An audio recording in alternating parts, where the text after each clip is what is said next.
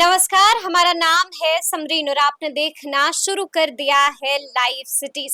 देखिए, काराकाट की सीट इस वक्त हॉट सीट बनी हुई है और आपको मालूम है कि यहाँ पर त्रिकोणीय मुकाबला है। यहाँ पर एक तरफ एनडीए के प्रत्याशी हैं उपेंद्र कुशवाहा, दूसरी तरफ महागठबंधन के प्रत्याशी हैं राजा राम और तीसरी तरफ मैदान में निर्दलीय ही ताल ठोक रहे हैं पवन सिंह। और देखिए, बीते दिन उपेंद्र कुशवाहा ने पवन सिंह को लेकर बड़ा बयान दे दिया है।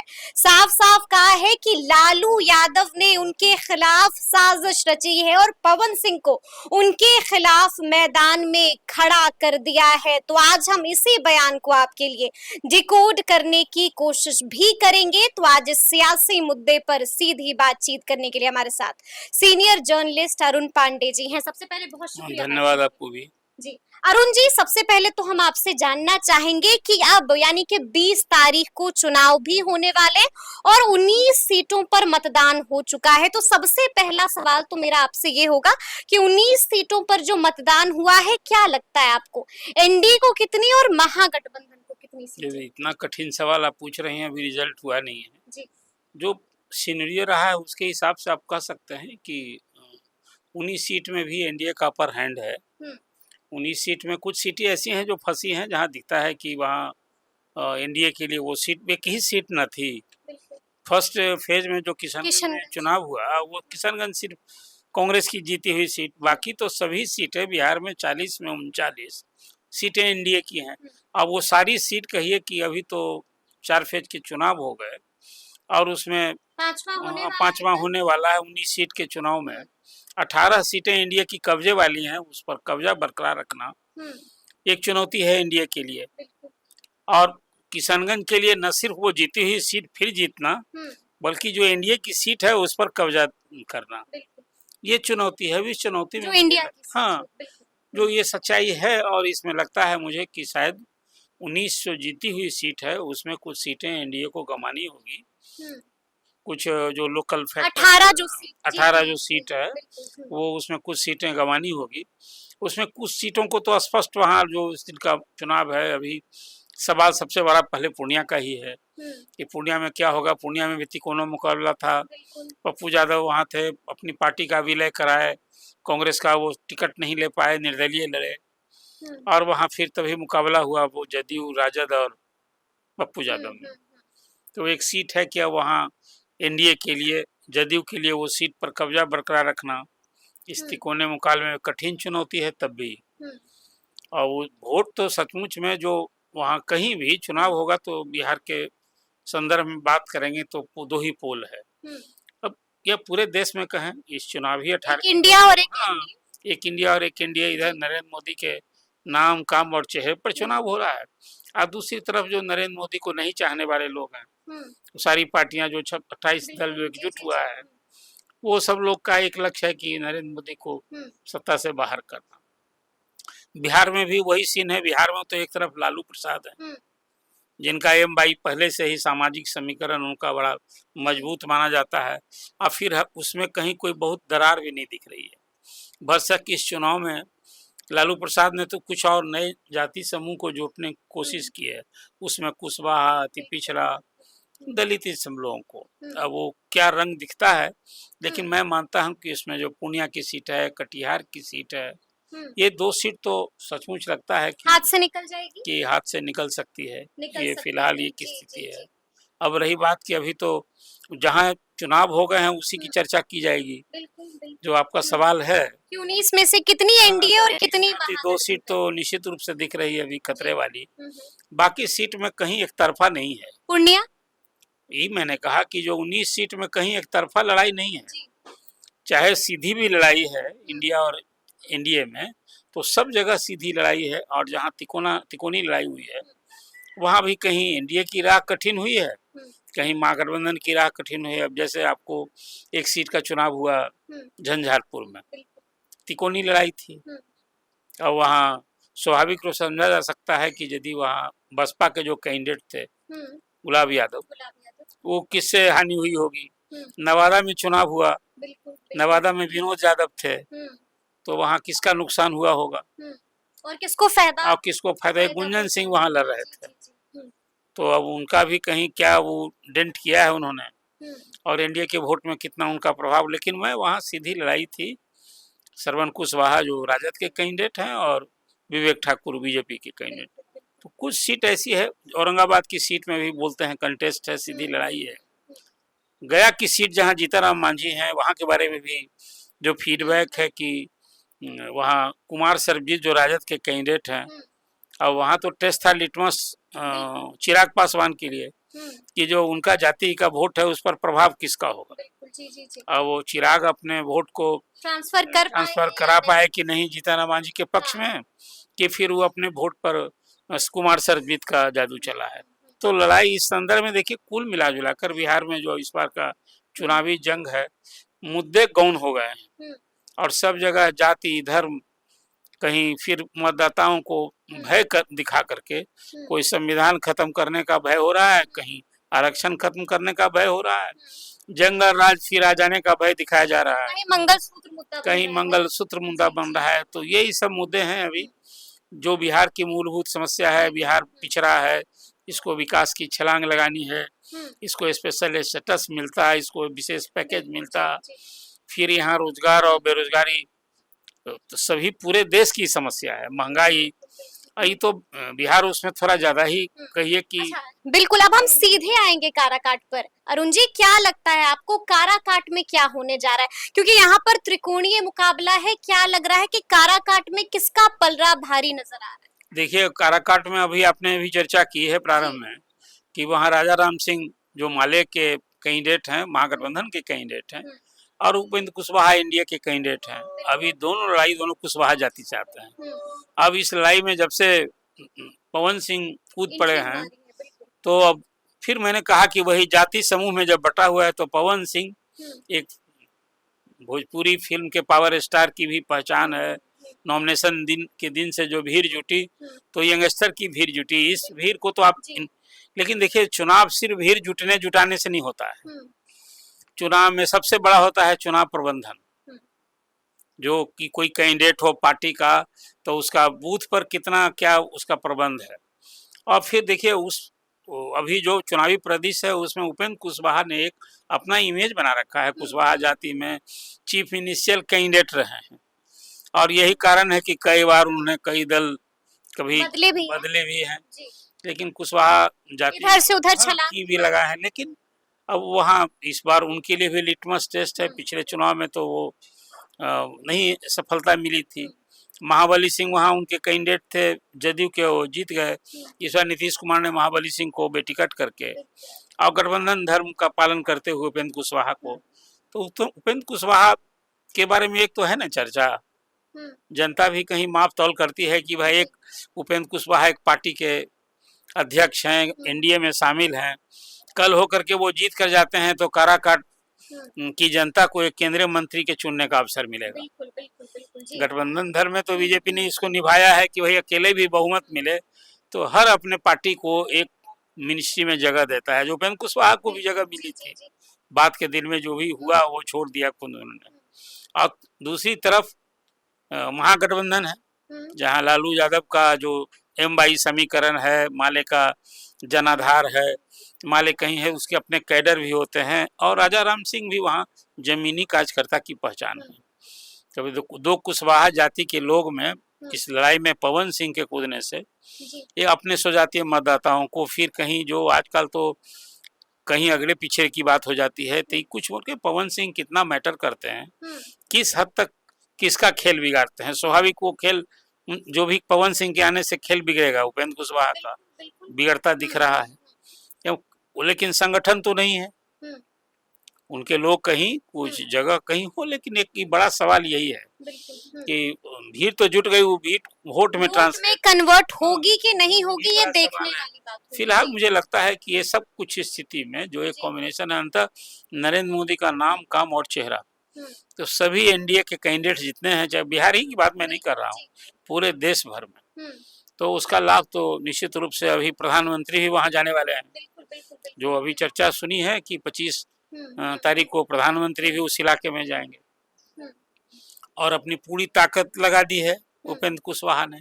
तो फिलहाल उसमें तो इमेज वाइज यदि आप कहेंगे, पॉलिटिकल इमेज वाइज, पलड़ा भारी तो है। पलड़ा भारी है ना, उपेंद्र पलड़ा कुशवाहा भारी का तो मानना होगा ही। जी जी जी। अब हम उस बयान की चर्चा करेंगे अरुण जी, जो बयान उपेंद्र कुशवाहा ने बीते दिन दिया। देखिए साफ साफ कह दिया कि लालू प्रसाद यादव ने साजिश की है, और ये भी कह दिया कि लालू ने ही पवन सिंह को उपेंद्र कुशवाहा के खिलाफ खड़ा किया है। इस बयान को आप कैसे देखते हैं? क्या वाकई में लालू ने साजिश की है? देखिए अभी तो इस सच्चाई को कौन कैसे कोई बता सकता है। आरोप है उपेंद्र कुशवाहा की, आपने चर्चा कर दी।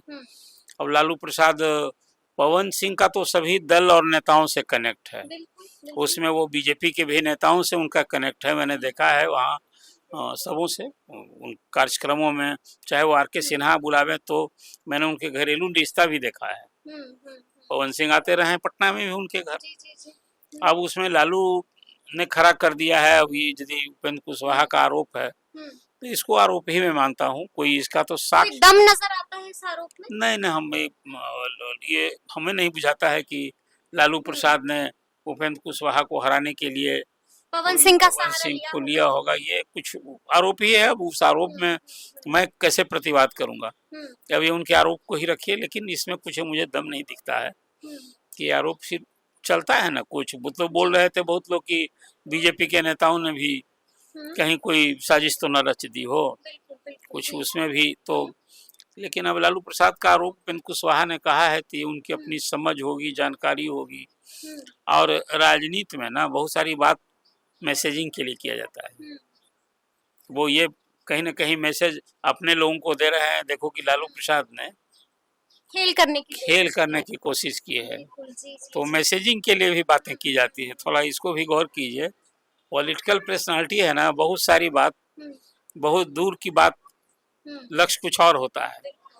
तो कुशवाहा ने ये उपेंद्र कुशवाहा ने वर्चुअल ये मैसेज देने की कोशिश की है इसके माध्यम से कि भाई उनके जो लोग हैं वो एकजुट रहें, सतर्क हो जाएं।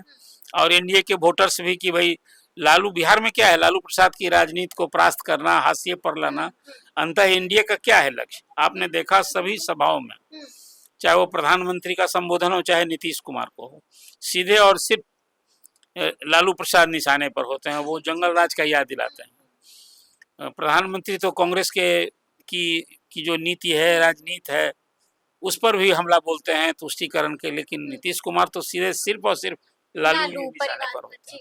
इसके पीछे का क्या है ध्येय? कि भाई लालू विरोधी मतों को एकजुट करना, मतदाताओं को एकजुट करना।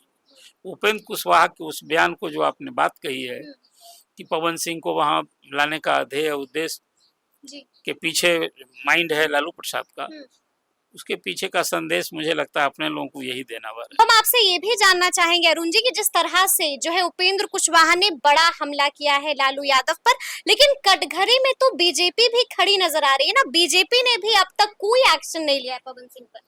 देखिए बीजेपी एक्शन, वो यदि पार्टी की मेमोरी ली होगी, इस सेलिब्रिटी ना पवन सिंह थे, अब कैंडिडेट बनाया था आसनसोल से, वहाँ शत्रुघ्न सिन्हा के खिलाफ पवन सिंह ने रिफ्यूज कर दिया। ये भी एक हैरानी भरी बात होगी कि भाई वो यदि पार्टी का क्या मेमोरी लिए बगैर लिए हुए कैंडिडेट बना दिया गया था। अब तक कोई कार्रवाई नहीं होना, तो जो आप सवाल कर रही हैं, ये सवाल तो पूछता ही है। ये सवाल कहीं ना कहीं तो है ही कि भाई पवन सिंह को यदि कैंडिडेट बनाया, यहाँ निर्दलीय लड़ रहा है, तो बीजेपी ने कौन सी कार्रवाई की? अभी तो हो रही है चर्चा कि नहीं 1 तारीख तक फिर चुनावी मैदान से बेहद भी तो हो रहा है कि नामांकन वापस ले लेंगे। नहीं हुआ, नामांकन वापस कराना तो अपनी माँ का कराया पवन सिंह ने, फिर भी चुनावी जंग में। और अब तो कह रहे हैं कि हम कोई अपराधी हैं, हमारे खिलाफ कार्रवाई होगी। आपने पवन सिंह की प्रतिक्रिया भी देखी होगी। तो इस सवाल को लेकर बीजेपी पर सवाल उठता ही है कि कौन सी कार्रवाई करेगी? अभी कोई मेंबर है, आप पार्टी से निकाल दीजिएगा, लड़ने वाला तो लड़ेगा ही। अब इसको साजिश, जब प्रधानमंत्री खुद जा रहे हैं उस कंस्टिट्यूंसी में और बीजेपी के कई नेताओं का वहाँ की मीटिंग भी हुई है, इसलिए इसको साजिश के नजरिए से फिर देखना मुझे लगता है कि उचित नहीं होगा। आज एक एक सीट वो कमल छाप के लिए, जिसको आप देखते हैं कहीं जाते हैं तो प्रधानमंत्री कहते हैं कि भाई ये कैंडिडेट फलना है, इनको वोट देना, हमें वोट देना है, नरेंद्र मोदी को। ये बात भी तो वहां दूर रहेंगे। ये चुनाव है नरेंद्र मोदी का, ये अब तो इसलिए उसमें जो साजिश की बात मुझे जो कहीं चर्चा होती है तो वो ये वो चुनाव नहीं है कि जिस हम चिराग ने जो किया था हम्म असेंबली के चुनाव में, 2020 में तो चिराग तो मॉडल। खुला खेल फर्रुखाबादी न जी था जी जी जी जी। कि नीतीश निशाने पर थे, हम्म बीजेपी से दोस्ती थी, हम्म बीजेपी तो निशाने पर थी नहीं। तो हम्म। वैसा कुछ मुझे उपेंद्र कुशवाहा के संदर्भ में नहीं दिखता है। आपको ऐसा नहीं लगता है कि पर्दे के पीछे से बीजेपी कोई खेल कर रही है उपेंद्र कुशवाहा नहीं के देखिए, खिलाफ? वहाँ अब खेल कहीं हो रहा होगा तो महाबली सिंह का हो रहा होगा कि महाबली सिंह को बेटिकट किया, जी जी जी। तो महाबली सिंह घर थोड़े बैठ जाएंगे। हम्म जो वहाँ सिटिंग एमपी रहे हैं, वहाँ उनका पुराना तो वो हम्म। क्यों करें, एक सवाल है अपना, वो पूर्ण मनोयोग से कोई उपेंद्र कुशवाहा जीत जाए, ये बिल्कुल। कोशिश होगी क्या? हम्म तो फिर वो असर दिख सकता है। लेकिन बीजेपी के लोग अब देखिए, कार्यकर्ता लेवल पर कहीं भी जो कुछ आपको देख रहे हैं कि महागठबंधन भले 5-6 दल का बन गया हो, चाहे वो महागठबंधन हो, इंडिया अलायंस हो या फिर एनडीए अलायंस हो, कार्यकर्ता के लेवल पर रिश्तों में वो ईमानदारी नहीं झलकती है। नहीं ईमानदारी झलकती है, बिल्कुल। आपने देखा इसी का फल था हम्म, प्रधानमंत्री के रोड से में चीफ मिनिस्टर ने कमल छाप। बिल्कुल तो बिल्कुल। अब वो सवाल तस्वीर भी खूब वायरल हुई थी और हमने चर्चा भी की लेकिन थी मैंने इस पर। कहा कि भाई ये तो जी राजनीतिक ईमानदारी, बिल्कुल। रिश्तों में ईमानदारी दिखाना है ना भाई, हम बीजेपी के साथ हैं तो कमल का फूल उस घटक दल का कोई नेता उसको भी ले अपना लिया। तो अपना लिया, तो इसमें क्या जी बुराई है? लेकिन सवाल उठने लगे कि बिल्कुल देख लीजिए, कि आप जेडीयू के राष्ट्रीय अध्यक्ष हैं और कमल तीर कहाँ गया? तो तीर कहाँ गया वहाँ? अरे रोड शो था वहाँ, बीजेपी का कैंडिडेट है बीजेपी का, तो रोड शो में अब तो कहते कि जितने दल हैं सबका प्रतीक चिन्ह घुमाया जाता है, ऐसा नहीं होता है। लेकिन सवाल तो उठे ही, आपने देखा मीडिया के लोग तो उसको काफी हम्म चुस्की, लोगों ने बहुत सवाल आए, प्रतिक्रिया आई, नीतीश जी के इस काम पर हैरानी लोगों ने जताई कि आखिर क्या हो गया नीतीश कुमार को। पॉलिटिक्स में ये सब तो आरोप प्रत्यारोप चलता रहता है, यही ना जुबानी जंग है। बिल्कुल जी जी जी। अच्छा 25 तारीख को पीएम मोदी भी काराकाट आ रहे हैं, आपको क्या लगता है पीएम के आ जाने के बाद से क्या स्थिति होगी, क्या पवन का खेल बिगड़ जाएगा? स्वाभाविक रूप से यदि प्रधानमंत्री वहां आएंगे तो किसके लिए दम भरेंगे, उपेंद्र कुशवाहा। किसके लिए हुंकार भरेंगे, अपने लोगों को किसके लिए चार्ज करेंगे, कार्यकर्ताओं को किसके लिए उत्साहित करेंगे? तो ये सब कुछ तो उनकी ताकत खुद अपने लिए होगी। नरेंद्र मोदी काराकाट की सीट जीतने के लिए कैंडिडेट भले हैं उपेंद्र कुशवाहा, लेकिन उपेंद्र कुशवाहा का वो वोट जो वो जीत कर जाएंगे, किसकी झोली में जाने वाली वोट होगी? तो स्वाभाविक है कि नरेंद्र मोदी का वहां आना, और कहीं भी जा रहे हैं तो नेता का कोई प्रधानमंत्री की रैली सभा इसी उद्देश्य से होती है कि जिसके लिए जा रहे हैं वो कैंडिडेट में एक अलग ताकत दिखने लगे, वो चार्ज हो जाए वहाँ का वर्कर। तो काराकाट में जा करके नेचुरल है कि ये उपेंद्र कुशवाहा के लिए एक बल मिलेगा, और निशाने पर फिर तो स्वाभाविक है ना, प्रधानमंत्री कुछ तो कहने से बाज आएंगे नहीं, कुछ पवन सिंह को भी कह देंगे, मैंने ये उम्मीद की जाती है। वो तो हाँ, लेकिन ताकत तो मिलेगी उपेंद्र कुशवाहा के लिए आ रहा है, तो मिलेगा यही चीज है जी। अच्छा कल यानी कि 20 तारीख को 5 सीटों पर मतदान होना है। अरुण जी क्या लगता है इन सीटों पर किसका पलड़ा भारी है और यहाँ का जातीय समीकरण किसके पक्ष में? देखिए कुल फिर जो मैंने आपके प्रारंभ में चर्चा की है कि बिहार की सभी 40 सीट में 5 सीट जो कल चुनाव होने जा रहा है उसमें मधुबनी, हाँ सभी मधुबनी, सीतामढ़ी, सारण और फिर हाजीपुर, तो ये सारी सीट एनडीए की कब्जे वाली सीट हैं। एक इसमें गौर करने वाली बात है कि इसमें 4 कैंडिडेट जो अपने पिता की राजनीतिक विरासत को चमकाने वाले कैंडिडेट हैं। अब चाहे चिराग कहें रामविलास जी के लिए, रोहिणी आचार्य हैं लालू जी के लिए, मुजफ्फरपुर में अजय निषाद हैं कैप्टन निषाद के लिए, और फिर हुकुमदेव नारायण यादव कोई हाँ परिचय के लिए मोहताज, अशोक यादव वहाँ हैं।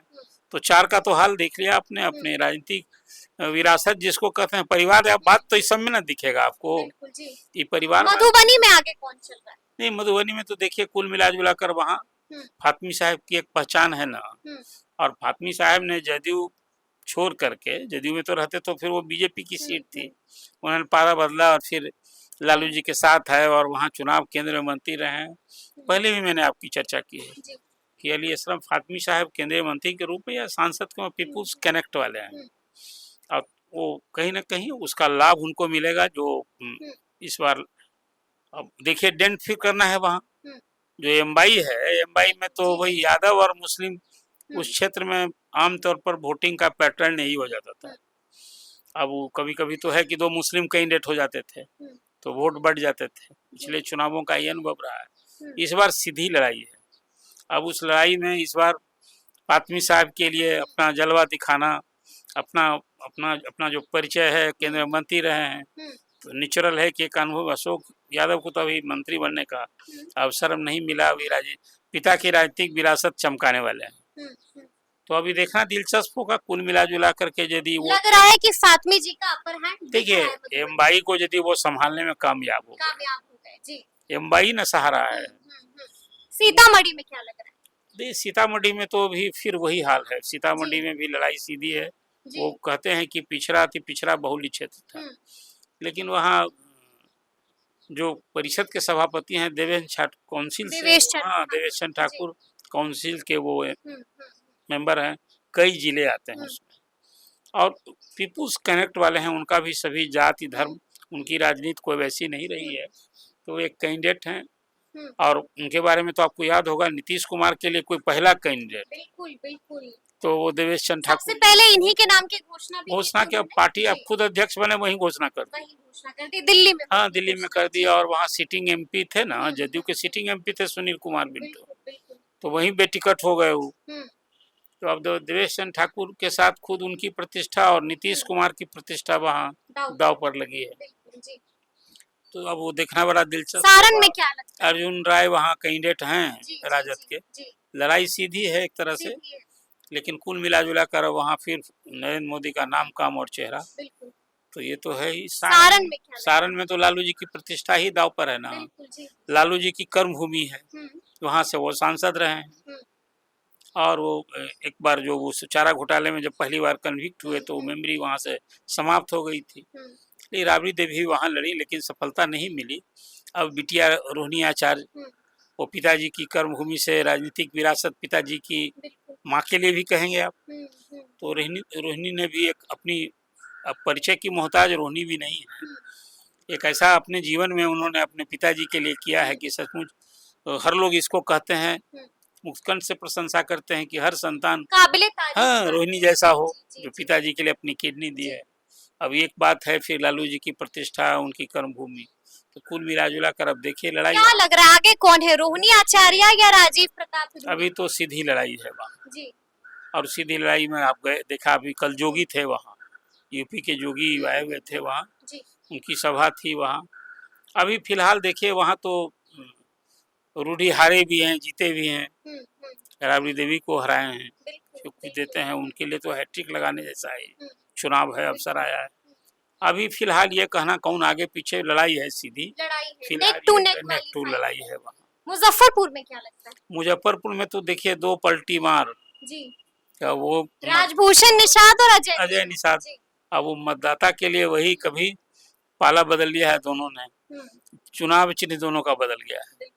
अब वो जो कमल छाप वाला जो पिछले चुनाव में जीता था, इस बार हाथ थामे हुए कांग्रेस कैंडिडेट है।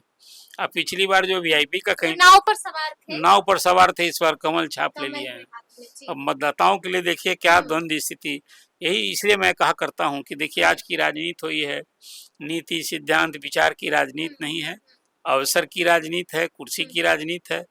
अब उसमें वहाँ की जनता को ऐसे मानते हैं लोग कि मुजफ्फरपुर की सीट बीजेपी के लिए सेफर सीट लोग मानते हैं। लेकिन अब मुकेश सहनी इधर हाँ महागठबंधन देखिए मुकेश सहनी है, तो अब मुकेश सहनी इस बार क्या जलवा दिखाते हैं। इतनी बात सही है कि इस पूरे चुनाव अभियान में तेजस्वी के साथ वो घूम रहे हैं, और भले ही वो सन ऑफ मल्लाह है, 3 सीटें उन्होंने ली है। कोई सन ऑफ मल्लाह मतलब कोई मल्लाह का बेटा उम्मीदवार नहीं है, लेकिन अब अपनी जात के समाज के लोगों को ये मान रहे हैं इस बार कि मुकेश सहनी के जो लोग हैं वो कहीं न कहीं उनका झुकाव राजद के साथ है। ये विभिन्न क्षेत्रों में एक फीडबैक मिल रहा है कि मुकेश सहनी को इस बार राजद ने जो साथ किया है ये कहीं फलदायी हो इस चुनाव में। कम तो विधानसभा के चुनाव में ये ज्यादा होगा। अब वो मुकेश सहनी के लिए भी वो सीट मुकेश सहनी भी न लड़ना चाहते थे कभी, वो सीट तो सच्ची है खगड़िया और मुजफ्फरपुर यही फेवरिंग सीट थी, खुद नहीं लड़े। तो अब इस बार वो महागठबंधन के लिए कितना के साथ और सवाल है वहाँ प्रचार। अभी देखिए कांग्रेस के विजय चौधरी को भी आप थोड़ा ध्यान देना होगा, वहाँ सिटिंग एमएलए है। अब वो चुनाव की तैयारी कर चुके थे, लेकिन इधर बीजेपी से बेटिकट होने के बाद भारी अंतर के मतों से जीते थे अजय निषाद। और बीजेपी के लिए वो अनफिट कैंडिडेट हुए, कांग्रेस ने उनको फिट कर दिया है। थोड़ा ये सब चीज़ जो इफवट है ना, और जो वैसा बात मैंने कही है कि जो वहाँ का सामाजिक वातावरण है, एक कुल भूमिहार बहुल क्षेत्र कहते हैं, आबादी के हिसाब तो पिछड़ों की आबादी अच्छी खासी मानी जाती है। अब वो देखना दिलचस्प होगा। मैंने तो एलपी शाही और कैप्टन निषाद का वो पहला चुनाव भी देखा था। बिल्कुल जी जी जी। तो कुल मिला जुला कर अब जो वहाँ मुकेश सहनी के लिए भी लिटमस टेस्ट है। बिल्कुल कि आने से क्या प्रभाव पड़ता है ये देखने वाली बात होगी। आखिरी सीट जिसकी हम चर्चा करेंगे वो सीट है हाजीपुर की। क्या लगता है हाजीपुर में क्या होने जा रहा है, कौन फतेह कर रहा है? देखिए, हाजीपुर की लड़ाई जो लोग समझ रहे थे, भले वो रामविलास पासवान की राजनीतिक विरासत संभालने के लिए, चमक चमकाने के लिए अपनी कंस्टिट्यूंसी जमुई छोड़ के चिराग यहाँ लड़ रहे हैं, कितना जदोजहद किया है उस सीट पाने के लिए। घर में झगड़ा किया, चाचा को फिनिश किए। अब वो चुनाव देखिए सीधी लड़ाई है भी तो लड़ाई कड़ी है, वहाँ कोई एक तरफा लड़ाई नहीं है। भले ही लक्ष्य है कि वही, मैं ये अभी फिलहाल कह सकता हूँ कि वो रामविलास जी ने जिस ढंग का रिकॉर्ड बनाया था, ये चुनाव वैसा नहीं है। इस चुनाव में चिराग को जीत हो भी जाएगी तो मतों का अंतर कोई नहीं होने जा रहा है कि लाखों में। ये फिलहाल जो वहाँ माहौल है, हालांकि चिराग की सभाओं में, उनके रोड शो में, दियारा क्षेत्र में भी गए थे तो हैं लोग फिर, लेकिन देखना होगा। वो राघोपुर का भी क्षेत्र है वहाँ। बिल्कुल, हमने बात भी की है राघोपुर की जनता से और वहाँ पर यादव भी चिराग का नाम ले रहे हैं। वही तो तेजस्वी नहीं, इसलिए कि रामविलास पासवान ने सैकड़ों लोगों को रेलवे में नौकरी दी है। कुछ तो रामविलास पासवान की छाप है ना। आखिर देखिए, रेलवे का जोनल हेडक्वार्टर किसने बनवाया? तो रामविलास पासवान की देन न मानते हैं। हाजीपुर जिस नक्शे में आया, और तो कुल मिला जुला कर यही है कि अब जो जब चिराग कहते हैं कि पिताजी के अधूरे सपनों को पूरा करेंगे, तो लड़ाई है। लेकिन तब भी एक वहाँ राजद के जो कैंडिडेट हैं शिवचंद्र राम, वो भी उस क्षेत्र से पुराना चेहरा है। लड़ाई सीधी है, लेकिन लड़ाई है, एक तरफा लड़ाई नहीं है। फिलहाल यही कहा जा सकता है। फिलहाल यही कहा जा सकता है। तो अब देखना होगा कि आगे क्या कुछ होता है। लेकिन तफसील से हम लोगों ने चर्चा की है और उस बयान को, उपेंद्र कुशवाहा के उस बयान को डिकोड करने की भी कोशिश की है। तो ये पूरी बातचीत आपको कैसी लगी है, कमेंट करके हमें जरूर बताइएगा। तो ऐसे तमाम अपडेट्स के लिए ऐसे ही हमारे साथ बने रहिएगा और देखते रहिएगा लाइव सिटीज। बहुत शुक्रिया।